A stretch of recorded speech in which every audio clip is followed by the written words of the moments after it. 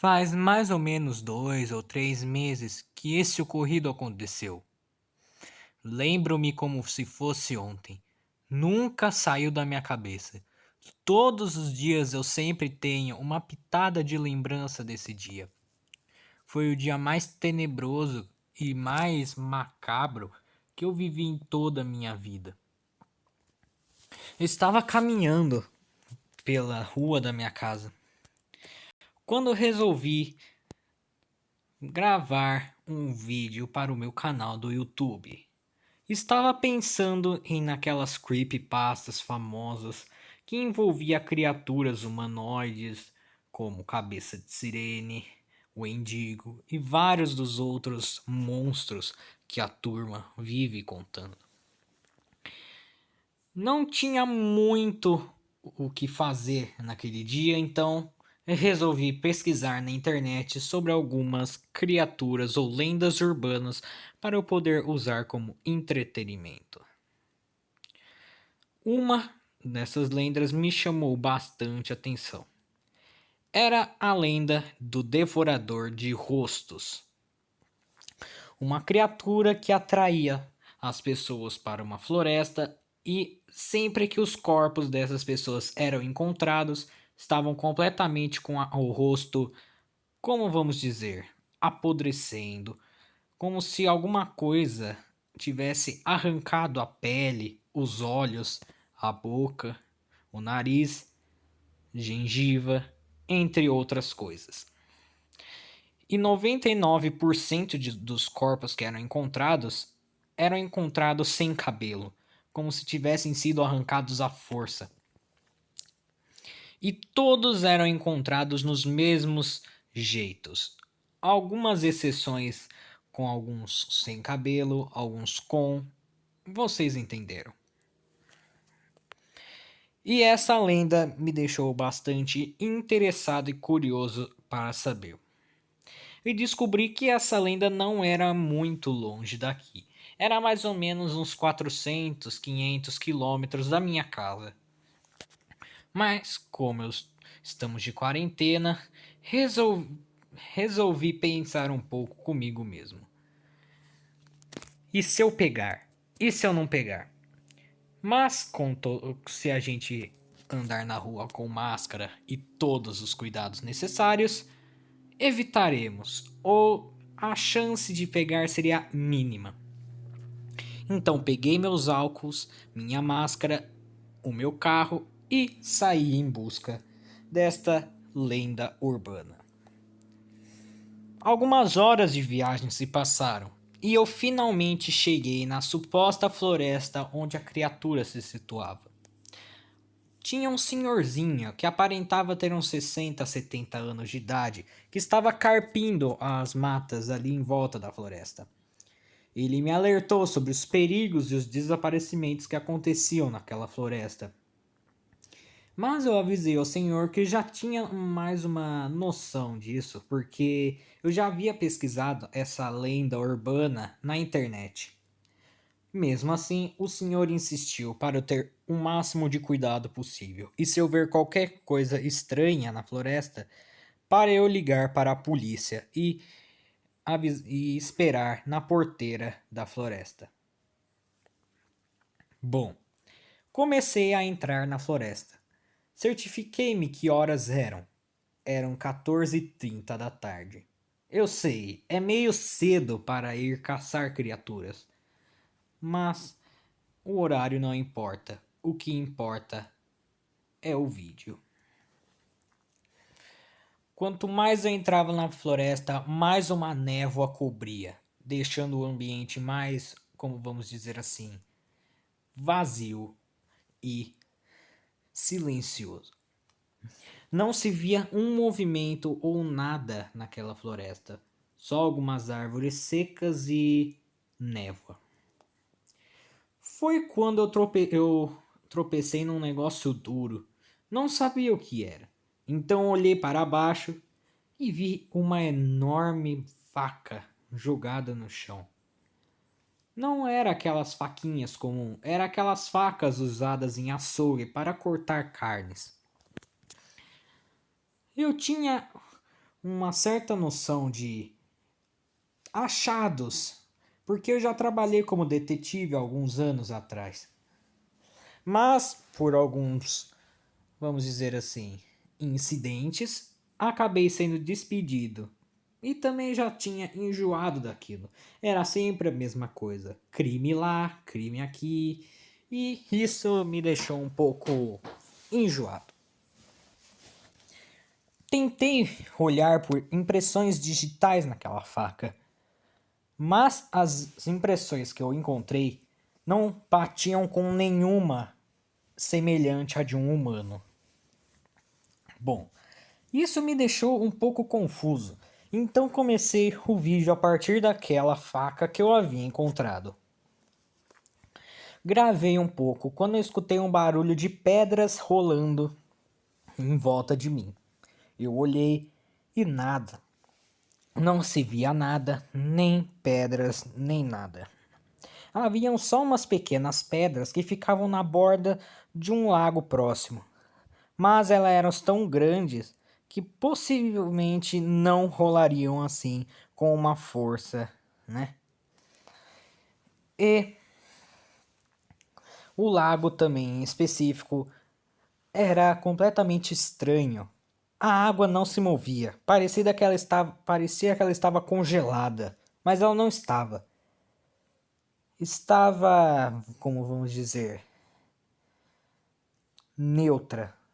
Nenhum vento soava e a água estava lá, parada, sem vida, sem nada. Bom, por mais que tenha algumas coisas estranhas, não desisti de gravar o meu vídeo. Andei por alguns minutos e novamente encontrei alguma coisa que me chamou bastante atenção. Notei algumas manchas em algumas trilhas que eu vi. Eram manchas ou pegadas. Encontrei dos dois. Uma dessas pegadas me chamou bastante atenção, porque a pegada era muito comprida, tinha mais ou menos uns 30 centímetros de comprimento. Não sabia qual o número que essa pessoa ou essa coisa calçava, porque o pé era enorme. E vi algumas manchas pretas ou vermelho escuro ao lado. Não sei se era sangue, mas também não parei para reparar muito tempo. Eu tinha um vídeo para gravar. Gravei o achado e logo em seguida escutei uma espécie de respiração ofegante a alguns metros de mim. Eu novamente olhei em volta e nada. E essa respiração ofegante me seguiu por alguns minutos. Foi até que eu não aguentei, peguei algumas pedras e comecei a atacar para todas as direções para ver se espantava o causador dessa respiração. E realmente deu certo. Por algumas horas eu não escutei mais aquela respiração ofegante. Fiquei praticamente a tarde inteira gravando, achando coisas, seguindo trilhas que não davam em lugar nenhum, até que meu celular acabou a bateria. A única coisa que funcionava era a câmera, que estava gravando tudo. Eu tinha deixado uma trilha de pedras, mas por algum motivo eu não a encontrava de jeito nenhum. O celular tinha acabado a bateria, então não tinha como eu, ativar um GPS ou ligar por ajuda. Então eu fui na marra mesmo. Eram 6 horas em ponto da tarde quando eu encontrei a trilha e eu fui seguindo. Mas parece que alguém havia mexido na trilha, porque algumas pedras que eu tinha deixado lá estavam fora do lugar, jogadas e com algumas impressões digitais que batiam coincidentemente com aquelas que eu encontrei na faca de carne. Então, o que é que esteja ali está agora, porque aquelas pedras eu tinha deixado algumas horas atrás. Então, o que quer que seja o que está aí está aqui comigo e sabe que eu estou aqui. Nesse momento eu comecei a sentir uma sensação que eu nunca senti na minha vida, que é a adrenalina. Comecei a correr desesperadamente pela trilha, pensando que aquela coisa, o devorador de rostos, estaria lá e iria me devorar. Então, sem querer, acabei tropeçando nessas pedras e caindo de cabeça no chão. Sorte que eu caí com a minha cabeça numa pocinha de sangue. E rapidamente pulei de susto, porque naquela mesma trilha eu não tinha percebido essa poça de sangue. Então só daí que eu percebi que as pedras foram trocadas de lugar de propósito para eu me perder. No começo a trilha me levava para o lugar certo, mas o que quer que esteja mexido nas minhas pedras fez eu me perder na floresta e eu entrei ainda mais na floresta. Foi quando eu escutei um barulho de risada vindo de uma das árvores. Eu rapidamente peguei uma das pedras e mirei, esperando que alguma coisa saísse de lá. Mas nada. Eu taquei a pedra e a única coisa que saiu da árvore era um pequeno esquilo que estava lá tentando abrir sua noz para comer. E daí comecei a gravar de novo, porque havia encontrado vários insetos estranhos. Uma aranha gigante, com mais ou menos uns 15, 16 centímetros de tamanho. Era gigante.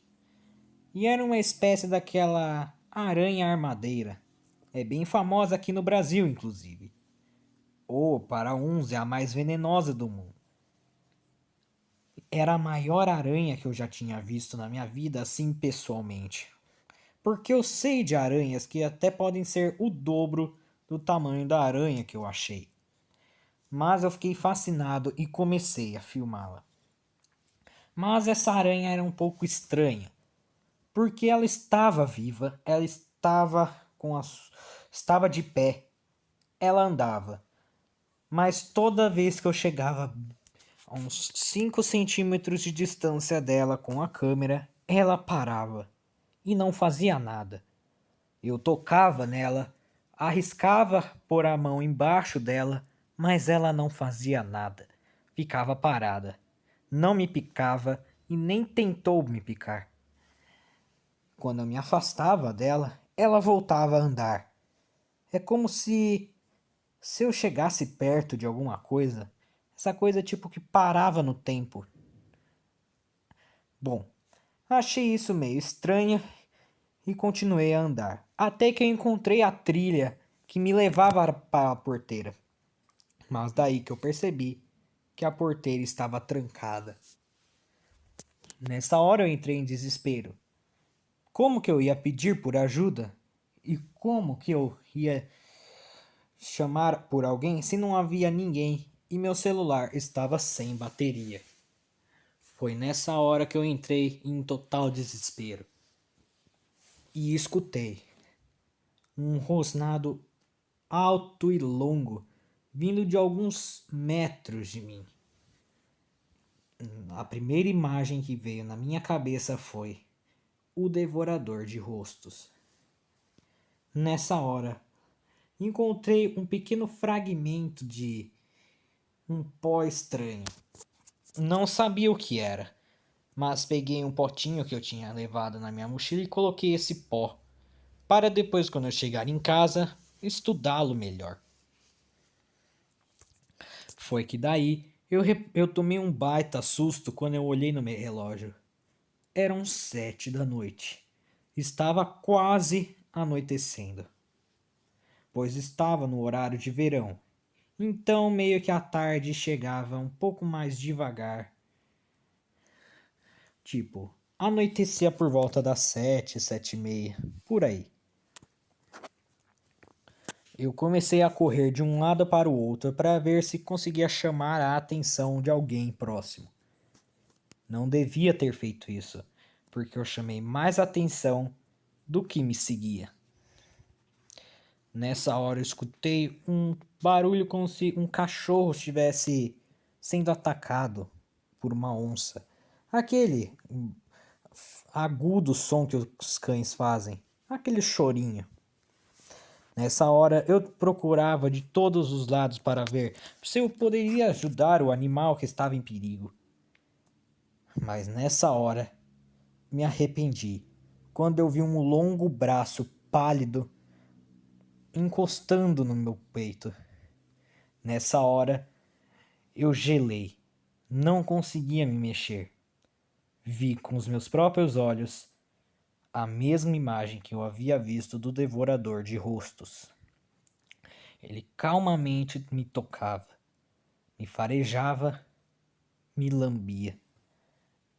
Bem, sorte que eu tinha um instinto muito agressivo e consegui me descongelar e dar uma pedrada na cabeça da criatura e deixá-la inconsciente. Quando fui pegar a câmera para gravar, a lente estava por algum motivo toda rachada. Mesmo se eu quisesse filmar a criatura, a câmera estava toda quebrada, estava tudo escuro. Não tinha nenhuma iluminação para ver. Ainda bem que eu enxergo bem e dava para ver nitidamente o caminho da minha frente, mas com a câmera era sombrio, ainda mais com a tela rachada. Corri até que cheguei na porteira novamente. Não pensei duas vezes. Peguei um pedaço de tronco que estava lá no canto e arrombei a porteira. Depois eu explicaria para alguém por o motivo da porteira estar desse jeito. Uma vez ou outra eu pagava pelo estrago que fiz, mas foi muito necessário, senão aquela criatura iria devorar. Foram longas horas de viagem até chegar em casa. Bem, quando eu cheguei lá, editei o vídeo e postei no meu canal. Várias pessoas viram e acharam que era mentira, mas se estivessem lá junto comigo, teriam sentido o mesmo que eu. Bom, hoje já faz 2 meses do ocorrido e só estou contando essa história porque estou ouvindo um rosnado longo e alto vindo da porta da minha casa.